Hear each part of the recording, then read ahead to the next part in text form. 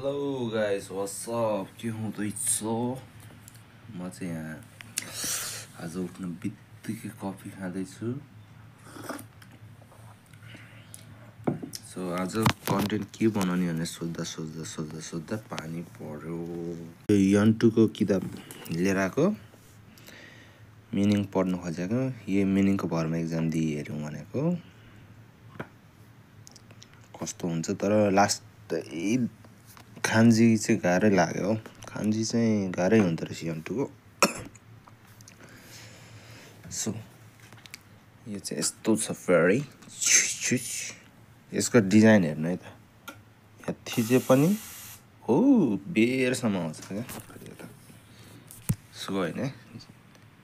फेरि चाहिँ यहाँ चाहिँ यो भत्र गोल छ, यो चाहिँ सबै मैले धोइसकेको छु। फेरि यसलाई यत्तिकै राखिदिने हो, त्यो पट्टाएर राख्नु त्यो मलाई अलि आउनु क्या, पटाए पनि झ्याउ हुन्छ।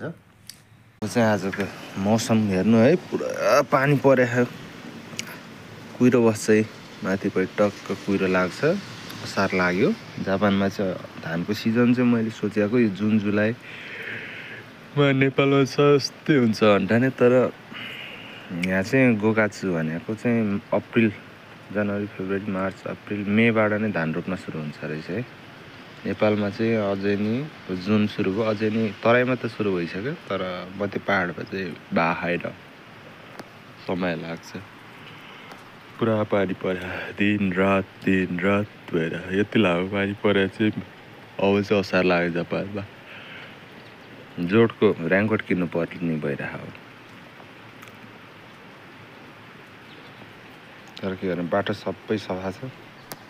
नेपालमा आइदिए अब काठमाडौँमा यहाँ हिलो भएर दिमाग खराब, बाहिर निक्लिन सक्दैन। लुगा बिहानको बेलुका धुनुपर्छ। खाना पाक्दैछौँ, एक्लै बसिरहेको छु क्या। र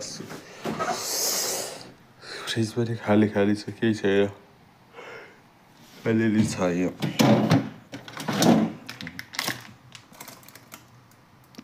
करी हो, तर मलाई पहिला मिठ लाग्थ्यो, अहिले त्यति कडक लाग्दैन। खाली नै खाली छ।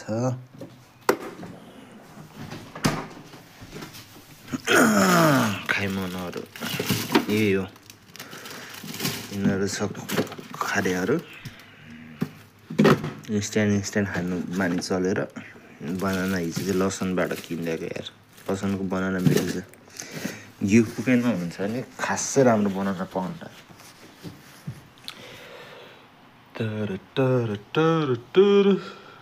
सफा सफै छ, त्यति पर्दा होइन होला।